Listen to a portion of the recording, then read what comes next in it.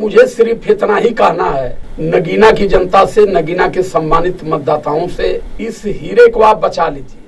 पहला हीरा भारत का आपके बीच में नगीना पार्लियामेंट सीट से खड़ा है। इतना वोट दीजिएगा, इतना वोट दीजिएगा कि लोगों को पता चल जाना चाहिए कि जो जनता के लिए लड़ता है, जनता उसके साथ खड़ी रहती है। चंद्रशेखर रावण एक गरीब का बेटा, जमीन से उठा हुआ, जमीन पर उन्होंने काम करके देखा है और जनता से जुड़े हैं। चंद्रशेखर रावण का कोई पॉलिटिकल बैकग्राउंड नहीं है कि उनके पिताजी एमपी थे तो उनके पिताजी विधायक थे तो उनके चाचा जी मंत्री थे, ऐसा कुछ नहीं है। उनके पिताजी साधारण परिवार के थे। साधारण परिवार में चंद्रशेखर भी पैदा हैं, पढ़े लिखे। सुप्रीम कोर्ट में इन्होंने वकालत भी किया। लेकिन बहुजन समाज की पीड़ा को देख करके, भारत के एससी एसटी ओबीसी माइनॉरिटी के पीड़ा को देख करके उन्होंने वकालत छोड़ करके राजनीति में उन्होंने कदम रखा।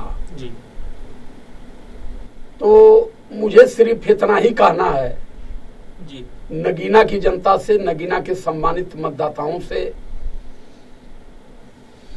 कि इस हीरे को आप बचा लीजिए। पहला हीरा भारत का आपके बीच में नगीना पार्लियामेंट सीट से खड़ा है।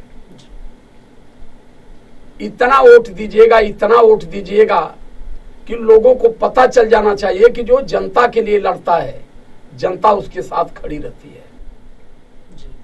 और चंद्रशेखर रावण की जीत केवल चंद्रशेखर रावण की जीत नहीं है, ये बाबा साहब अम्बेडकर के विचारों की जीत है, भारत के संविधान की जीत है, माननीय कांशीराम साहब के त्याग बलिदान की जीत है और संपूर्ण बहुजन समाज के सम्मान की जीत है।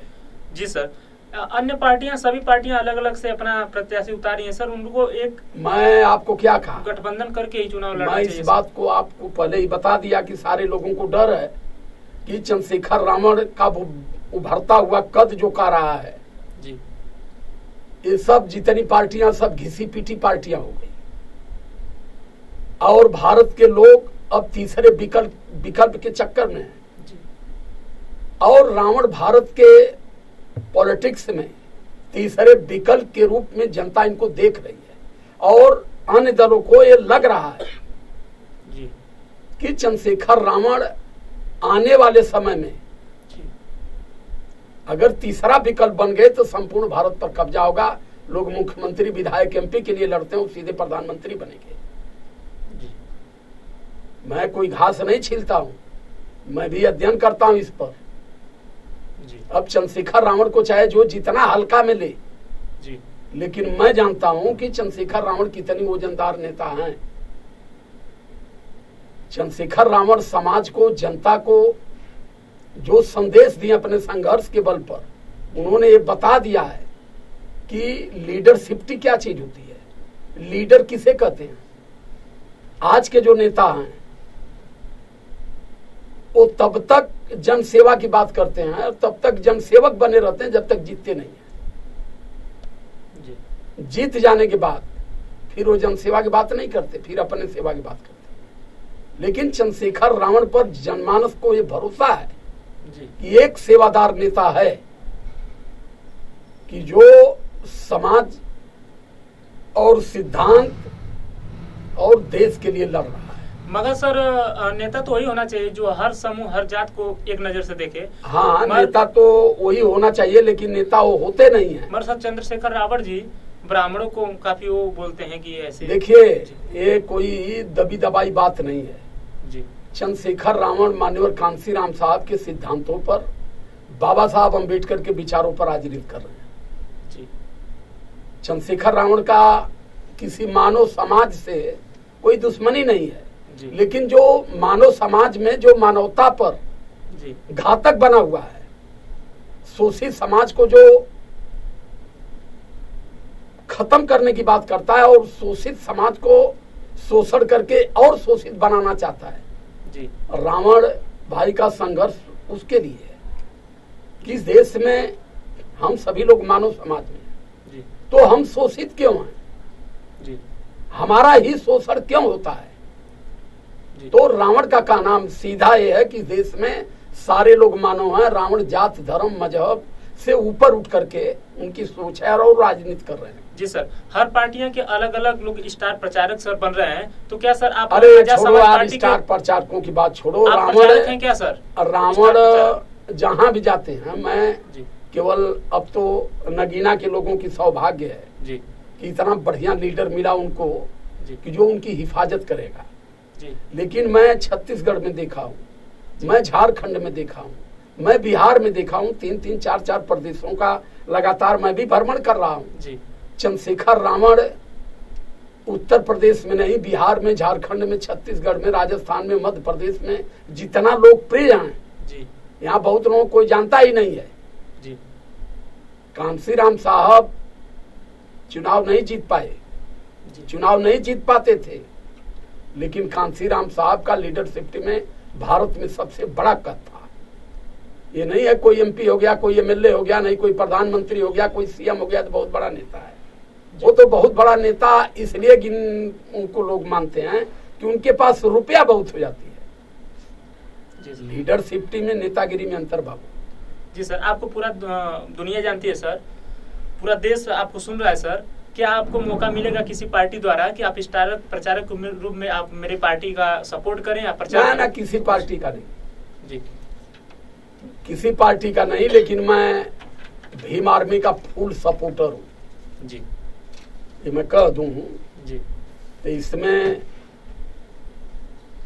कोई गलत नहीं होगा, क्योंकि मैं देखिए पार्टी की जो विचारधारा है जी, मैं विचारधारा के साथ रहता हूँ, मैं किसी पार्टी के साथ नहीं रहता। और पार्टी के साथ रहने वाले लोग जी, वो उनकी विचारधारा कमजोर होती है। जैसे कूद के भाजपा में चले गए जी, कूद के सपा में चले गए, कूद के बसपा में चले गए, तो कूद के कांग्रेस में चले गए।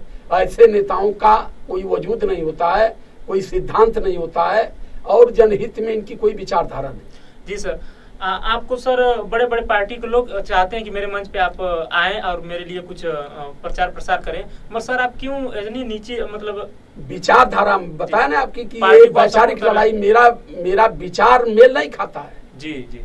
मैं राजनीति करने के लिए, लीडर बनने के लिए, एमपी एमएलए एमएलसी बनने के लिए मैं काम नहीं करता हूँ।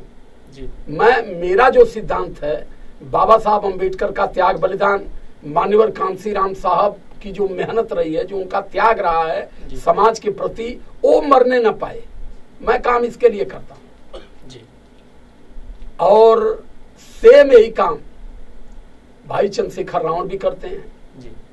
महापुरुषों की विचारधारा के लिए, समाज को जातियों से बाहर निकाल करके जोड़ करके एक बहुसंख्यक समाज बनाने के लिए, शोषित समाज को अधिकार कैसे मिलेगा, इसके लिए वो काम करते हैं।